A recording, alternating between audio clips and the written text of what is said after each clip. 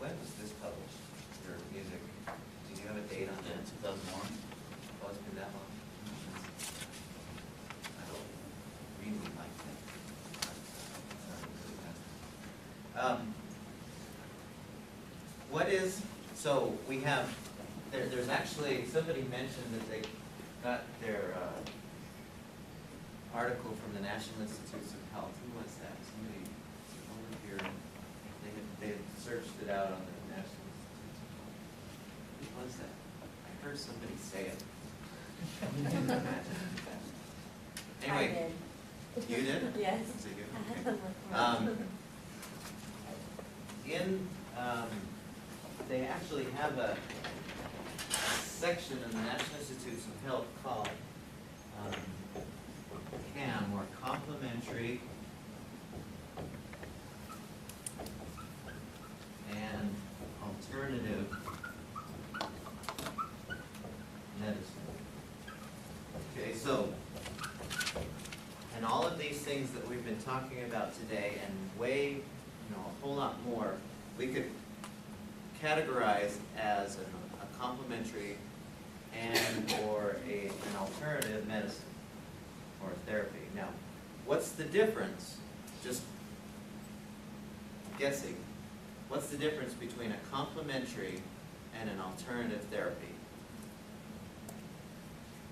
According to National Institutes of Health.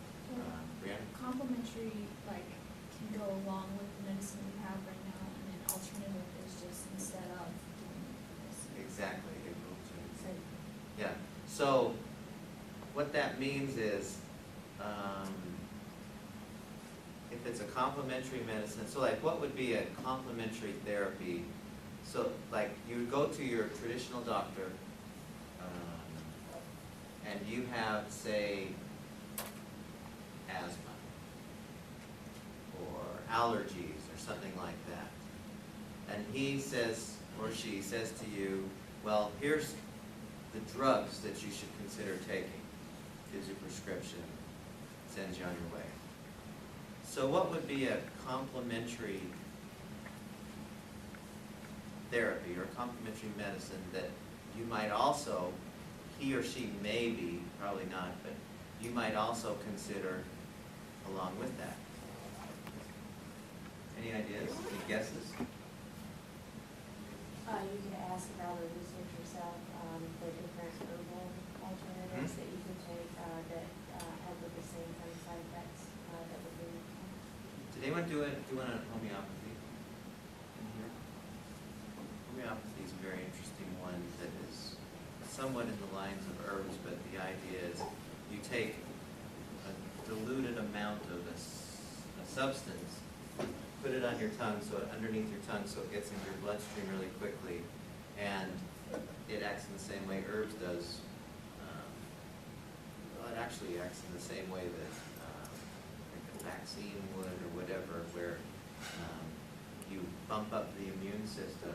It naturally bumps up the immune system toward whatever problem you're having. Alternative therapies would be, so if you have cancer and you just say, well, I'm going to Mexico to take this Laetrile because nobody will give it to me in America. I'll just take this stuff that people have said, this helps cancer, this helps cure cancer. So you don't even go any of the traditional medical routes. You just go try something without considering the medical routes. I think most of these that we talked about can fall into either category, and so we just lump it into one group as complementary and alternative therapies. Now, as you were listening to these, as you were hearing some of these, I heard Reiki came up a few times. If you've never heard of Reiki, what's your first impression of it? Did anyone, I think, did you guys have a Reiki in your group? You guys have two of them, and you had at least two. Those of you who had never heard of Reiki before, what was your first impression as you were listening to it? Honestly, you have to be careful in how you say, you know, how you respond. But what was your first impression? I thought it sounded like there's no possible way to get the word. Okay. It sounds ridiculous, I don't know, because you're just giving someone your energy. What does that mean? We don't know, right? Yeah. Those of you, who did the Reiki ones? What's the explanation behind Reiki? Who was it over here? You two? What's the explanation for how Reiki works? Lindsay, do you remember? I mean, how would you Oh, yeah. describe how Reiki works? And then I want everyone to listen and think, does that make sense? Okay. If you don't mind. Yeah, no, I don't mind. But Reiki is a Japanese healing technique, and you don't give your own energy, actually. It's channeling the divine, basically. So whatever you want to call it, God, spirit, you know, whoever your higher power is, you're channeling that energy and giving it to someone else. So it's not your own. Does that answer your question? Okay, and what happens when you are channeling? What are you trying to cause to happen? If I were a Reiki master, If you were a Reiki master, what would you? what would I be trying to do with that energy that I am Yeah. channeling? Energy that you're receiving, you're going to try and give whoever you're doing Reiki with, you're going to try and give that person that divine energy to help heal them. Or, So that energy is actually going to do its magic, yes, essentially. yes, Does that make any sense at all? does to me. To our modern medical model, you know, if you went to any traditional medical school, how many classes would you take on that would tell you, oh, you channel the energy from somewhere and it flows through you to the person you're trying to heal? How many classes would you take where they discuss that? No. Not a single one. In fact, they would probably go, you're off your rocker. They really would. So what do we do with that? What do we do with, do we just, doesn't make any sense to my mind, so it can't be accurate? Is that how we treat them? No, you study it to like see if it's right. Like, What do you mean, right? To see if it actually happens, if you can actually see a change. Hmm? Yeah, and I think that's the exact accurate response with all of these, and there must be hundreds of therapies out there. If you went online and looked up alternative therapies, you would find probably more of that than just about anything online. There are so many. And the accurate answer is you try it and see what happens for you. Now, I'll just give a couple examples that I had, because I'm a very, if it doesn't make sense to me, I'm probably not going to buy it. You know, it doesn't make a bit of sense for somebody to, I don't know where these energies are. Do you know what I mean? Have you ever seen an energy? I know people who do. I know people who look at me and go, your aura was quite yellow today. Like, they said, yeah, you had this particular color, and I noticed these were happening.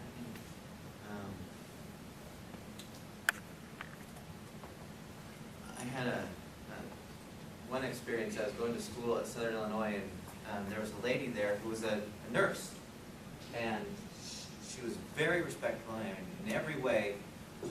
She'd gone through all of the nursing programs and worked in hospitals as a regular, you know, terrific nurse.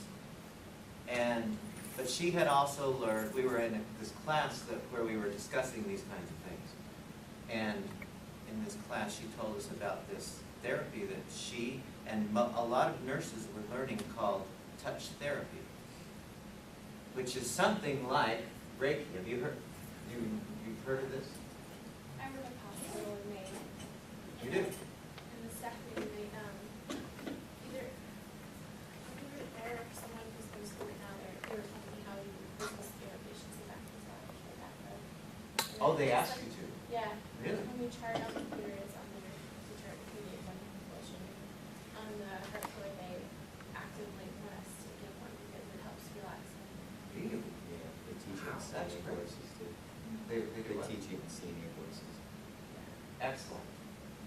Good, that's good to hear. Well, in this particular touch therapy that she was describing to us, she said, I never actually touch people, it's just called touch therapy. But in this particular modality of massage, I guess, I don't ever touch people, but good things happen. And I was like, yeah, Teresa, whatever.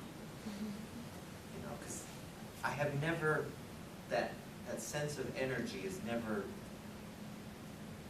I've not experienced that.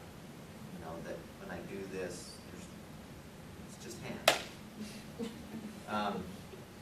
And so she said, well, I'll try it on you if you want. And I said, fine, I'll try it if you want. And so class was over, and she had me just sit in a chair like this. And she said, all right, just sit there and kind of close your eyes, and I'll do a treatment on you. I'm like, yeah, whatever, Teresa, let's go. And so she spent probably 15 minutes, and she really never did touch me. But I kept opening my eyes, seeing what she was doing. She was like putting her hands all around me, and at one point she was back here, and she said, you have a pretty bad back, don't you? And I thought to myself, everyone I know has a bad back. Yes. And she did stuff, and 15 minutes later she was done. I went, thanks, Teresa, that was cool. And I ride my bike to school. Back then I rode my bike back and forth, so I got on my bike, and it was the most amazing thing. It felt literally like somebody had opened up my head and poured pure energy into my body and closed my head and said, enjoy this. I got on my bike and I was riding home, and I felt like, oh my gosh, I'm gonna ride. So I dropped my backpack off and said, no, I gotta go riding. There was trails, and there was a big forest behind where we lived. And for the next 2 hours, I was just all over the place. I didn't feel the least amount of fatigue. Just totally energized as I was riding, and it was just, I called her up later and I said, Teresa, what did you do to me? She said, I don't know, but something happened, didn't it? And I said, I can't explain it, but I had never felt that immediate rush of energy like I did. So I thought, maybe I should be a little more open to stuff I don't understand. And then we had a guy, when I was living in that same place, who, let's see, you did yours on acupuncture. Did anyone else do it on acupuncture in here? Has anyone in here had acupuncture done on them? Do you know what acupuncture is? You know, they stick needles in various places in your body. And they say it doesn't hurt. It hurts me to watch when they do that. They say it doesn't hurt when they stick the needles in the various places. Well, what are they doing? What? I feel like releasing, I don't know what that is. What? Activating the pressure point,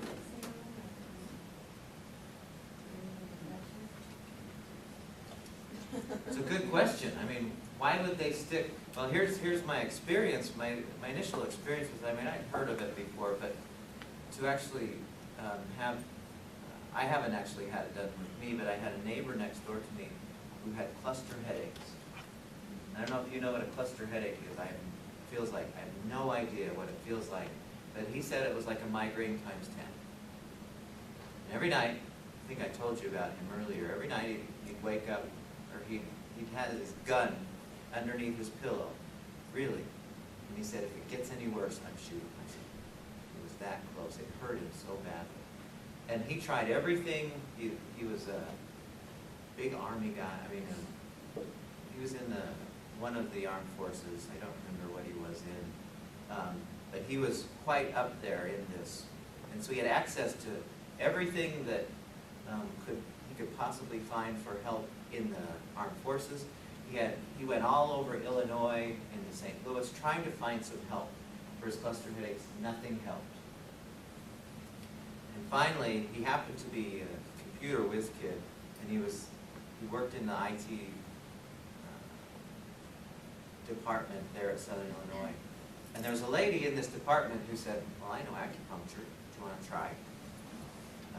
I know how to do that sort of thing. He says, I'm willing to try anything. And he was about the most non-believing, pragmatic kind of person you'd ever want to meet. But the pain was so bad, he said, well, I'll try it. And so he told me about this. I really wanted to see what it looked like, because I'd never seen it live. I'd seen pictures of people with,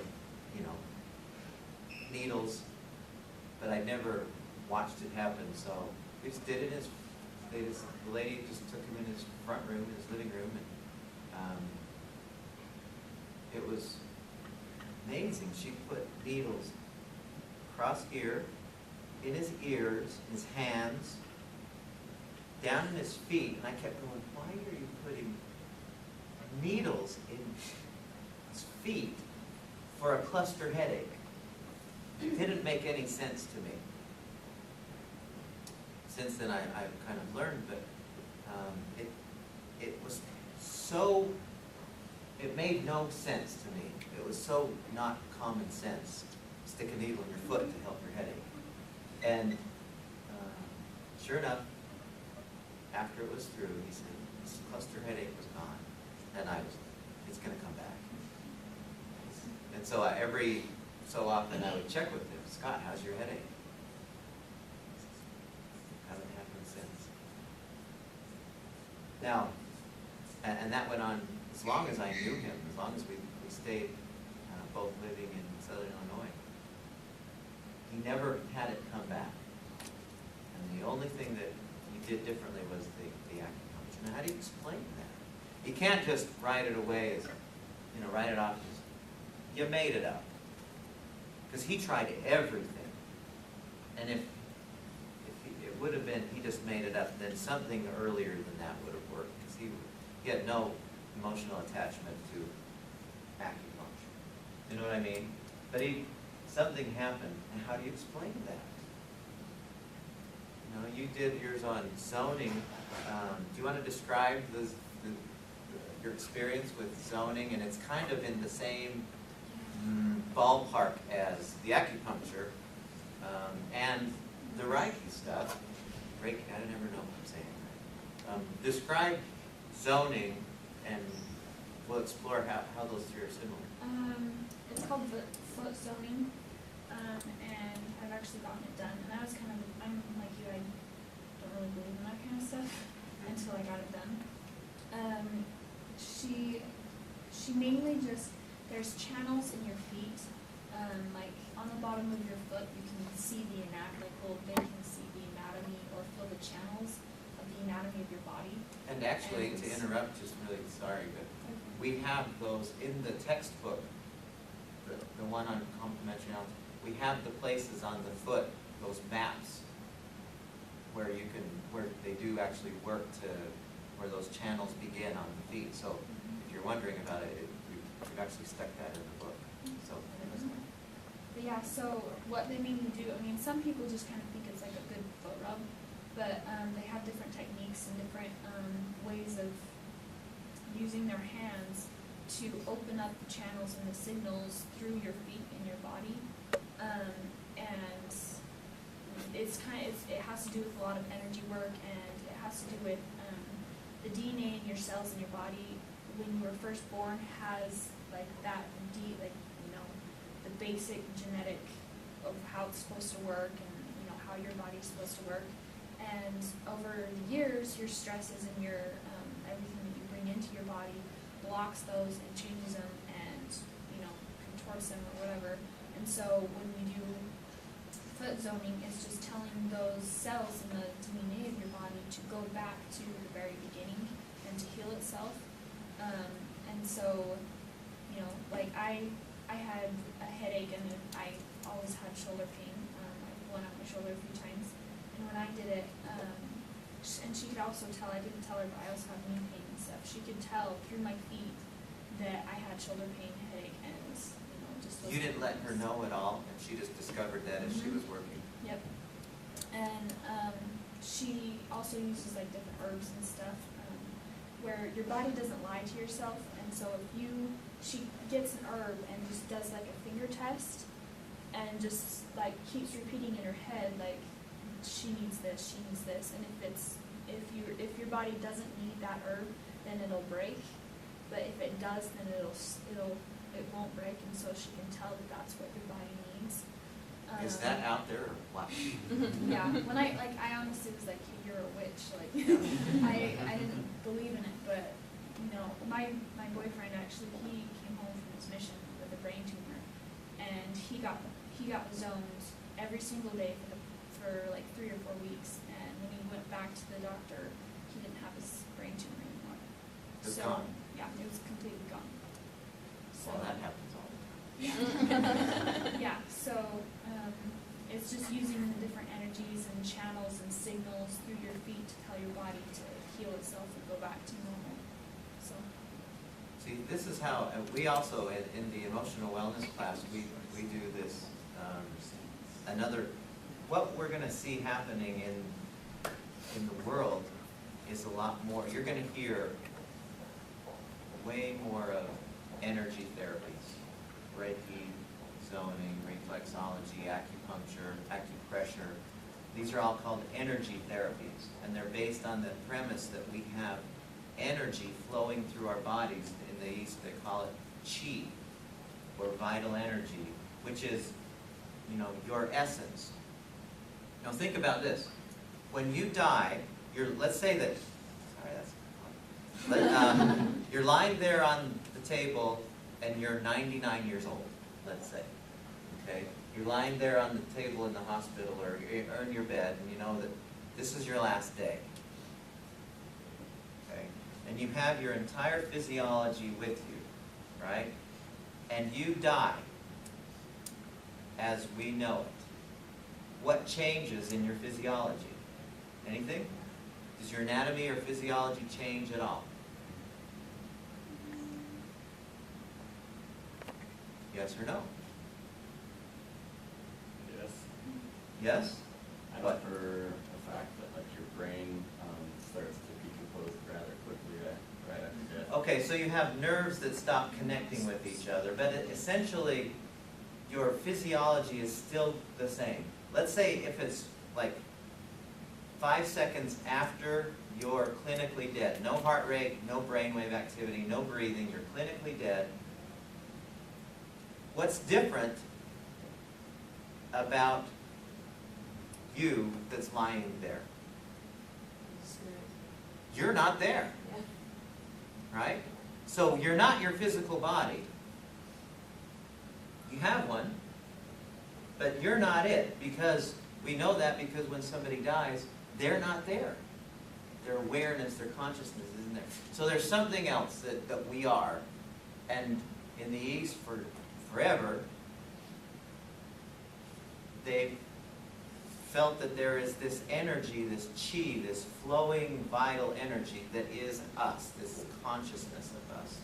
And it's not just a blob, but it has, as a matter of fact, they would describe it, please don't laugh, I'm the worst artist of all. So, here's a guy, really not, here's an alien from Mars. Sorry, I'm really the worst artist I know. And if you went to Chinese medicine or acupuncture or any of these energy therapies, what would they say is flowing through you? I mean, they say this energy, but how do they describe this? Do you know? I mean, and in other words, acupuncture is based on this model, which we don't have in the West. We don't have any anatomical structures that say, here is this energy flowing through you.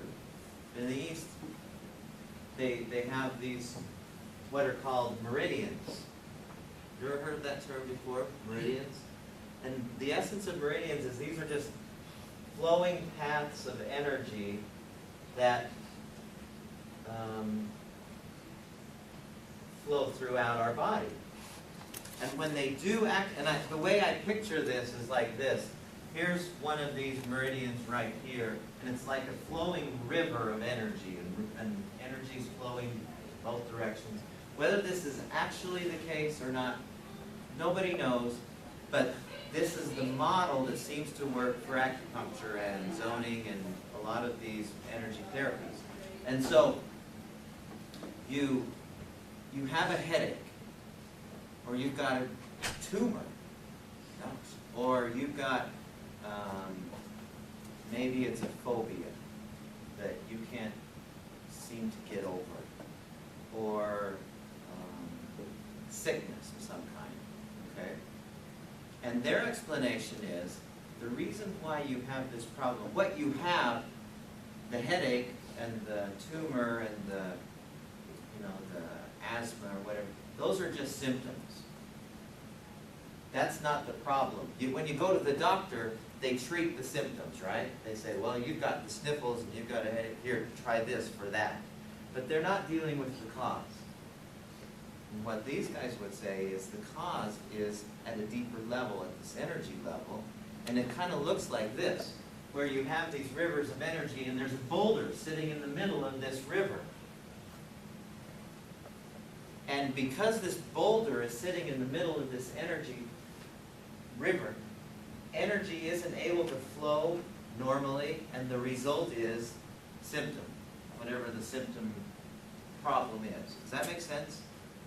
And so when somebody works on your foot, your hand, or does acupuncture or acupressure, or the therapy that we learn in we call it EFT, that we learn in emotional wellness, what you're essentially doing is you're going in and you're putting the needle at the end point of one of these meridians, acupuncture points, and by doing that, somehow, I don't understand how that is, but somehow it takes care of the boulder in there. It pulls out the boulder, here's the boulder no longer there, it's energy, but, metaphorically. And when you have free-flowing energy, as opposed to a boulder in the river, what you get is healing, whatever the problem is. So no more headache, no more cancer, no more asthma, or no more emotional problem. Now, this makes no sense whatsoever. But we see people in the emotional wellness class who overcome and fix all kinds of problems. Really. From headaches. I've seen people get rid of a disappear headache in a matter of minutes. On a scale from 1 to 10, where the headache's a 9, take it to 0 in a matter of minutes. Just by playing with these various therapies. So, the point that I'm trying to make here, and we'll discuss a few of these others, but your answer is the right one when it comes to these therapies. Because it doesn't make any sense to you, should not be reason enough to say, well, I ain't going to try that. It doesn't make a bit of sense to me. Because what you're going to get is missing out on the possible healing that a lot of these things we're finding amazingly healing. Somebody in here did yoga. Who did yoga? A couple of you did yoga. When I first learned yoga, and we'll spend a couple days in here because it really is amazingly healing. When I first learned about yoga, I was like, this is the stupidest thing of all time. It makes no sense. But as soon as I started doing it, I never felt better on a regular basis. And I don't know how to explain it. I don't know how to explain why when you put yourself in downward dog, you know, and your butt's up in the air and you're suddenly, I mean, there is one particular pose that I do when if I ever have any sniffles or congestion up here. Happened last week. I had a little bit of a tightness in here. You guys remember my eyes were like flaming red and stuff. Whenever I do these two poses together, cleans it right up. Just clears me right out immediately. Why? But it does. Did you? I was just reading, well, yesterday I was reading this article about how that people who do yoga, they're less likely to, they don't gain weight as fast compared to, even though they don't diet, they're more likely to eat better, even though, or like, Just food naturally. doesn't, like, affect their bodies as much as a person who just exercise regularly, you know? If you just add yoga to it, So how would you explain that? No, I don't doubt that for a second. How would you explain why that's the case? Any ideas? You're stressed, I think your body handles the way you eat things differently. So, like I've done yoga before, and like even when I first started doing it, like I liked it, even though it was like kind of challenging. Like you wouldn't think yoga would be hard, Yeah. but I think when you do things like that, you feel good. So you probably don't hold things the same. Even if you maybe work out, maybe you still have stress or something, and maybe it's not helping. Yeah, I think naturally, when you go and work out, you know, you go jog or, you know, go do some weightlifting or something like that, you don't find yourself wanting the Twinkie afterwards. Unless you've been on a really long run, and then you naturally want that sugar and the extra fat. But generally, if you go and play racquetball for an hour, you find yourself wanting something a little more healthy. And I think our body, when it is in a positive state, it tends to lend itself toward more positive things. Yoga puts us in incredibly balanced, incredibly centered state. And so naturally our body would crave things that are better for it. When we are stressed, what kinds of things do we consciously crave? At least food-wise. We talked about this. Remember? Yeah. Stuff that we think is gonna give us immediate energy, fat sugar.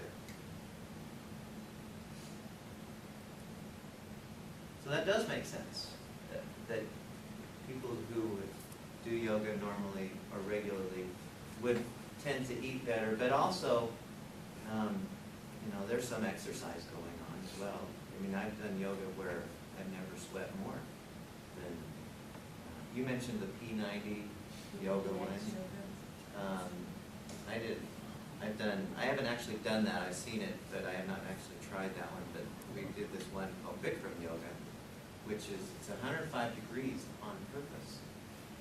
And it's a set of 27 poses every time you do the same thing. And sweat. I mean, I probably lost 5 pounds sweating. Not that that's good, you know, sweating doesn't, that's not the reason why I did it, but it was amazing how balanced, how flexible I was just doing that. So Does your energy feel more different when you're in those hot circumstances versus regular? not a lot of difference. I don't continue to do Bikram just because I don't prefer it to so many others. Because they do say to do it in like a warmer setting. You know, you wouldn't want to open the windows and fall or whatever and do yoga. But I wouldn't want to do it in that kind of heat. Did it help with flexibility? Oh, I've never been more flexible. Oh, okay. Ever. The times that I did Bikram yoga, the power yoga, it was singularly the most flexible I've ever been. I was doing things I couldn't ever do ever any other time.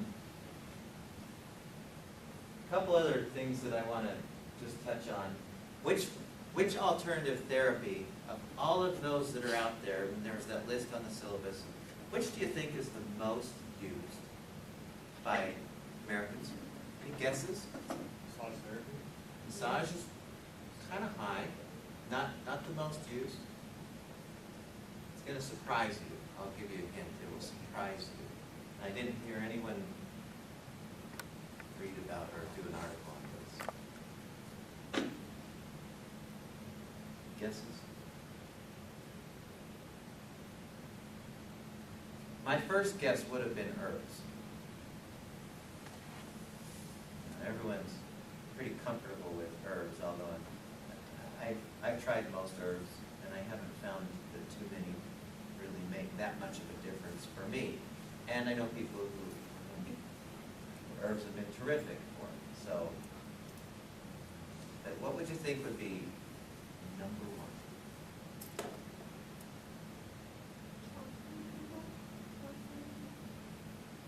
You know, that's a good guess. It's not the one, but that's a good guess. That's very frequently, and that's one of the things that people frequently turn to. Talk therapy.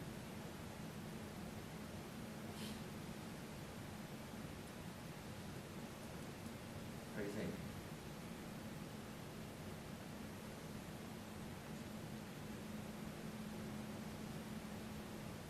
The number one most used therapy, complementary or alternative therapy, is prayer.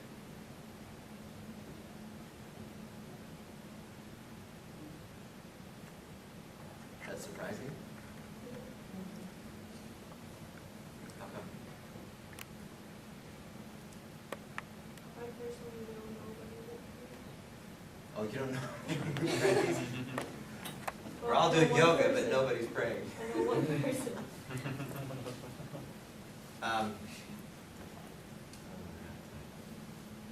In the other class, we talk about this a little bit, that we play with